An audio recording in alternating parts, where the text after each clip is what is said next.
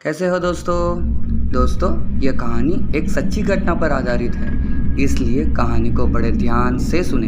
यह कहानी ऐसी है कि एक बार मैं अपने खास 4 दोस्तों के साथ मनाली से पंजाब की राजधानी चंडीगढ़ को जा रहा था।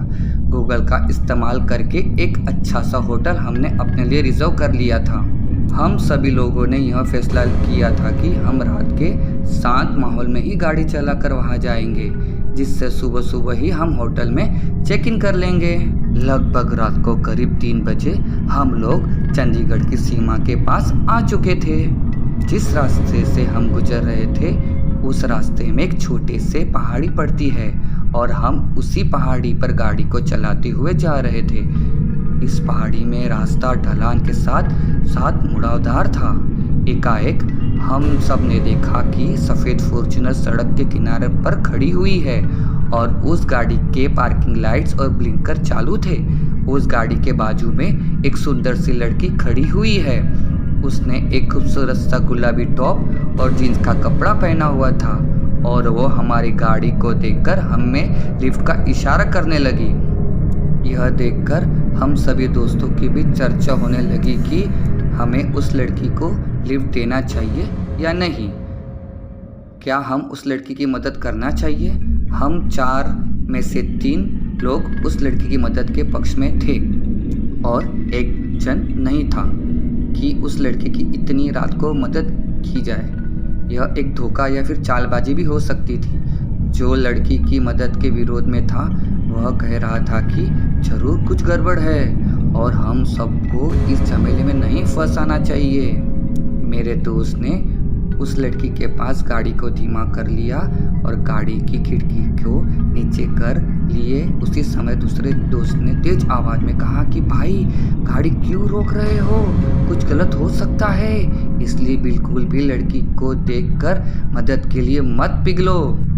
उसकी आवाज़ सुनकर ड्राइव कर रहे दोस्त ने गाड़ी की स्पीड को फिर से बढ़ाने लगा और लड़की की मदद का मन ना करने का कर लिया। लेकिन जैसे ही हम उस लड़की के सामने से गाड़ी को निकाल रहे थे तभी गाड़ी में एक मज़ेदार खुशबू फैल गई। शायद यह खुशबू उस लड़की के सेंट या डिओ की रही होगी जो उसने अपने ऊपर छिड़का होगा। जब हम लोग उस लड़की को पीछे छोड़कर 3 से 4 किलोमीटर आगे आ गए तो कार में हम 4 दोस्तों के बीच उस लड़की को लेकर फिर से बातचीत शुरू हो गई कि हम सबको हिम्मत करके उस लड़की की मदद करनी चाहिए थी।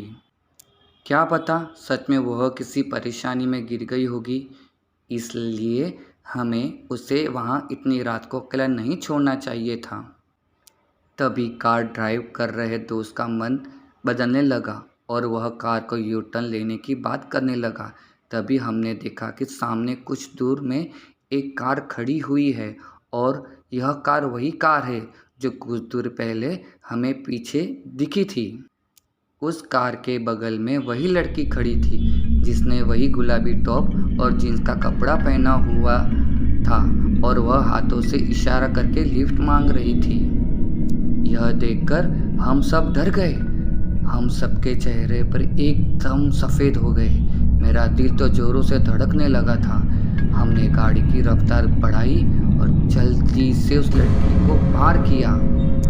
कार में फिर से वही महक फैल गई थी जो पीछे भी एक बार कार के अंदर फैल चुकी थी। इस बार हम सब शांत थे और बहुत दूर जाने के बाद भी एक दूसरे से कुछ नहीं बोल रहे थे। हमने उस लड़की को आने वाले 20 किलोमीटर में 7 बार क्रॉस किया था। अंत में हमने चंडीगढ़ में प्रवेश किया और सबसे पहले मिलने वाले ढाबे के गाड़ी रोका। हम सब डरे हुए थे। हम सब उस ढाबे के अंदर गए और चाय मंगवाई। सभी ने ठंडे पानी से अपना चेहरा धोया। तभी उस ढाबे में रुके हुए एक ड्राइवर ने हमसे हमारे परेशानी और हैरानी का कारण पूछा तो हमने बिना संकोच किए उसे उस ट्रक ड्राइवर को सारी बात बता दी। तब उस ट्रक ड्राइवर ने हमें एक अखबार का टुकड़ा दिखाया जिसमें एक खबर छपी थी कि एक दिल्ली की 21 साल की महिला इसी पहाड़ी में एक्सीडेंट हो गया और इस लड़की की कार चट्टान से नीचे खाई में जा गिरी। और अखबार में जिस गाड़ी का जिक्र था वह गाड़ी वही थी जो हम पूरे रात 8 बार देख चुके थे। लड़की का पहनावा भी पेपर में वही छपा था जो हमने पूरी रात देखने को मिला था। हम सब डर गए थे जब हम वापस चंडीगढ़ से मनाली जा रहे थे, तो इस बार हमने दिन का सफ़र चुना और अब कभी भी हम लोग रात को सफ़र नहीं करते हैं। आपको अगर ये कहानी पसंद आई होगी तो लाइक करें और मेरी इस चैनल को सब्सक्राइब करें। बोलो बजरंगबली की जय।